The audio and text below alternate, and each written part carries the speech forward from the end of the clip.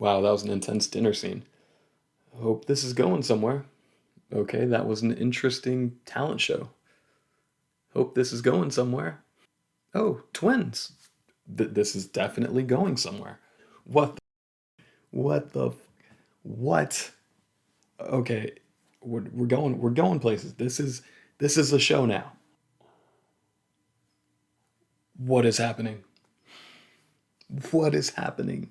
Hi, I'm David Desero, and today we're going to be doing a mid-season review, talking mostly about episode 5 of WandaVision on Disney Plus. Obviously, this is going to be filled with spoilers. If you haven't watched the show yet, go watch the show. So, Evan Peters. Now, who is Evan Peters playing? Is he actually playing the Fox version of Quicksilver from all the X-Men movies? I mean, that's the obvious answer, right? That's the actor who plays Quicksilver in all of the X-Men movies, in the Fox X-Men universe. And we know that at some point the X-Men are going to be brought into the MCU. Is this just the start of that? Or are we being tricked? Are the writers simply setting us up, just saying, here, check out this illusion, and he's actually Mephisto? I don't really know which one to go with at this point. I mean, I think he would make a great Mephisto. If you don't know who that is basically the devil character. Mephisto basically in the comics plays a role in really messing with Wanda's head, giving her sort of fake children, and then eventually she loses them, but then brings them back and makes them real in the House of M storyline. There's some great videos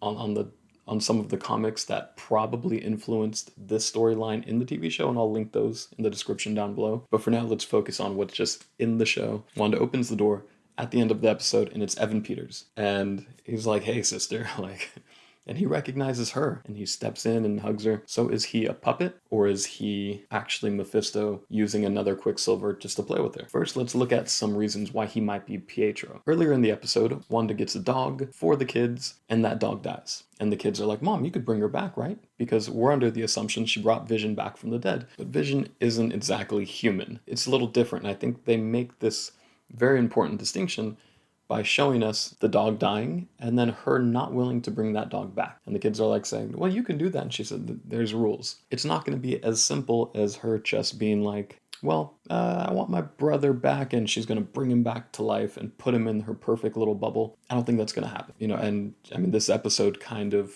proves that. But maybe she didn't want to bring him back.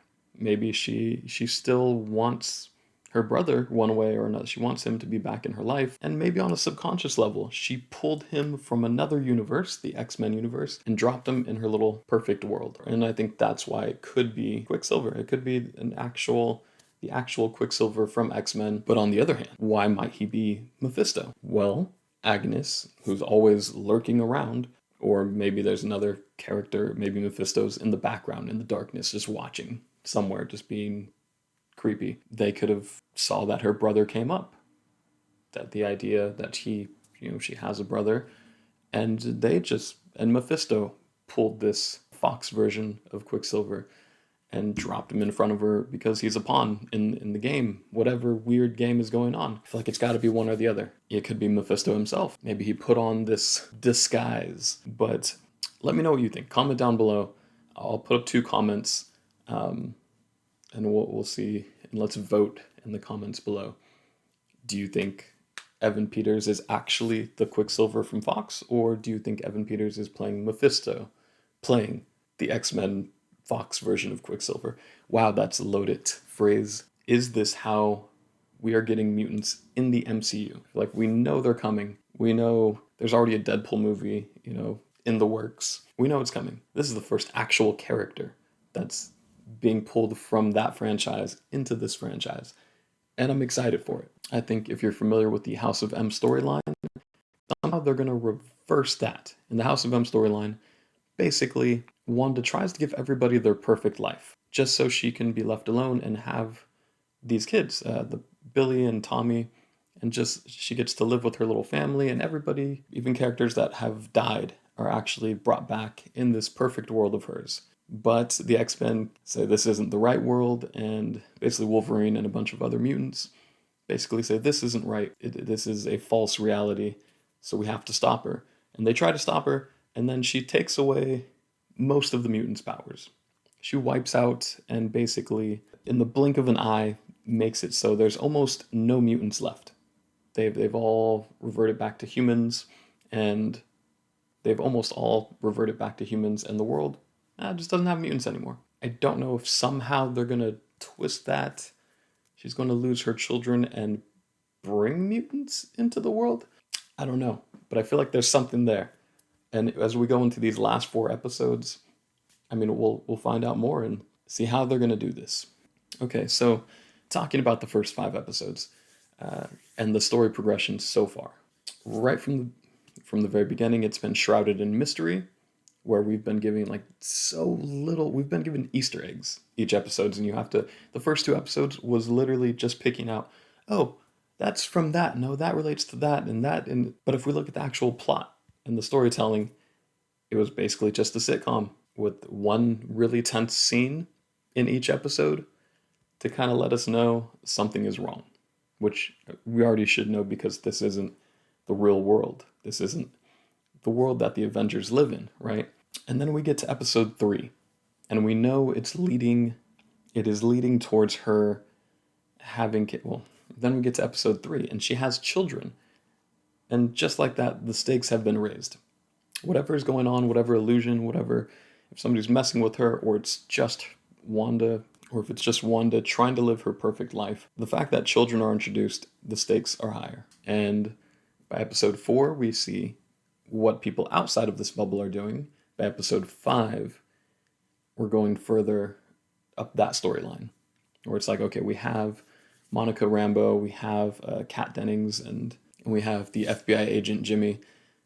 We have these characters that have popped up throughout the MCU, and they're working together to figure out what's going on. And we've kind of, what we've been presented with after 5 episodes is that Wanda has created her perfect little world, and she's trapped people in it. We know that much. But is it as simple as that? Is it just Wanda's decided to make her perfect little world? You can see why she would do it. It's still wrong because she's trapped innocent people in this world. I feel like there has to be, in the last 4 episodes, there has to be a bigger reveal. Somebody is behind, somebody is influencing her. I think at least giving her that nudge to push her over the edge and make her do this. At least that's what I think. But either way, I mean, this has to be a heartbreaking story for Wanda, right? I mean, she's basically brought Vision back, which we saw that, I guess, Sword had the rest of him. They had his remains, and she broke in and took them and decided to remake him. She brought him back, and now they have kids. And there's no way that people are just going to let her have this perfect little world. It's not going to end be like, oh, okay, we see what you did. We just released everybody else, and then it's fine. It's totally fine. You could just live your perfect life. You just made these kids out of magic, and that's fine. We know that's not going to happen. People are going to try to take down her perfect little world, and they'll probably succeed. I think, obviously, Billy and Tommy will stay. I don't think they'll get wiped out just yet because it does seem like this is progressing towards a Young Avengers movie or series of movies or TV show with Billy and Tommy, and then you have Kate Bishop, you have Ant-Man's daughter, you have, I think they mentioned America Chavez is going to be in one of the upcoming movies, I think in Doctor Strange, in the Doctor Strange Multiverse of Madness. So they have these young Avengers that are coming up, so I think Billy and Tommy will stay. Her perfect little bubble is going to get destroyed somehow. I don't think this is going to have a happy ending. It does seem like each episode ramps up the tension. I mean, definitely from where we started to where we are now, it's like a totally different show.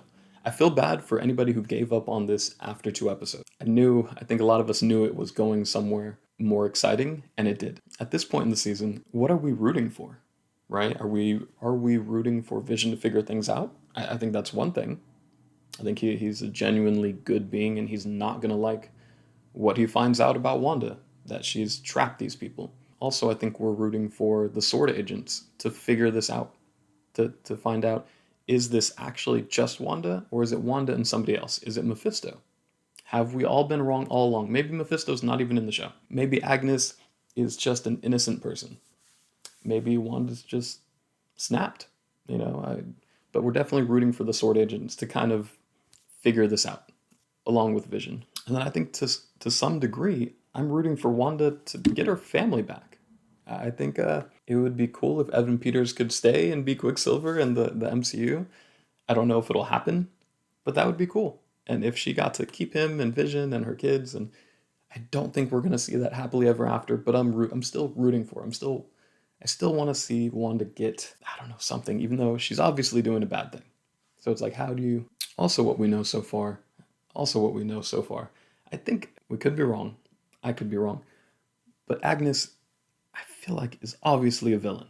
She's obviously a bad person. She shows up magically whenever they need something.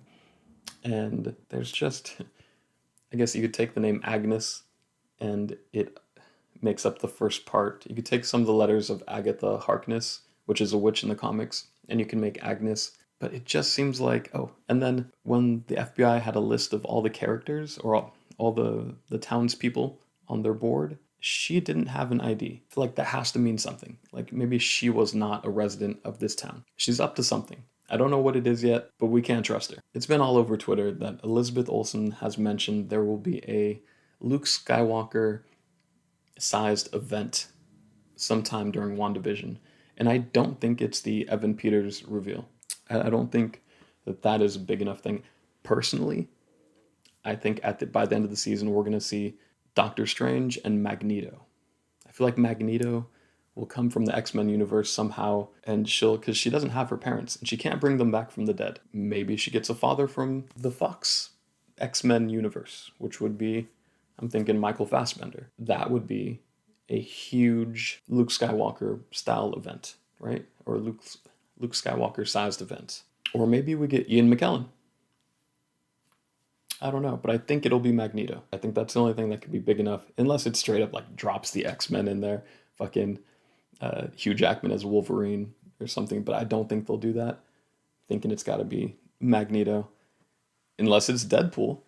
That'd be interesting. One last theory I've seen pushed out there across Twitter. Monica Rambeau might actually become the hero Spectrum this season. It's already kind of hinted at it. It shows this scene. They try to do a CAT scan on her, can't get any results.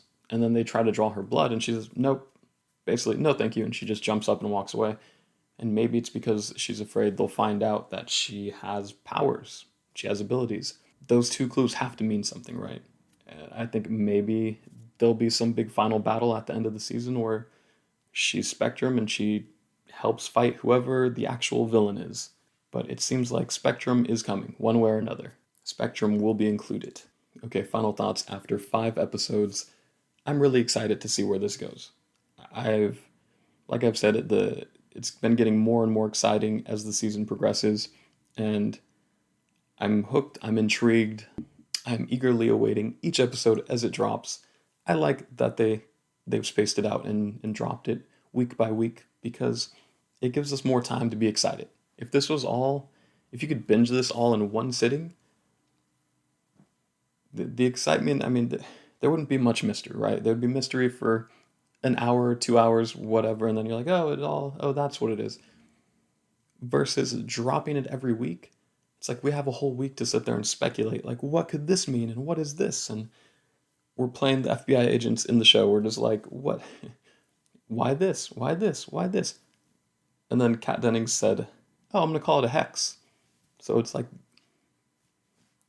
I feel like they knew YouTubers and journalists and people would pick up on the hex shapes throughout the show and be talking about it. And then they threw in this line and it's kind of like, that was a clue. Okay. But I'm excited for the rest of the season. Let me know what you think down in the comments below and subscribe if you want to see more content like this later. Something just occurred to me. Okay, so the part in episode 5 where Wanda comes out of her own little world and she faces off with the sword agents and they all face the guns towards her, she uses her magic to turn the guns on themselves, or at least their leader. She turns the guns around very much in the same way that Magneto turned the police's guns around on them in the first X-Men movie. Was that a hint that Magneto is going to show up by the end of the season, like I think? Or was it just a coincidence? Am I reaching? Am I looking too far? Am I looking for something that's not there? Or is that a hint? I feel like it's a hint. Let me know what you think down below.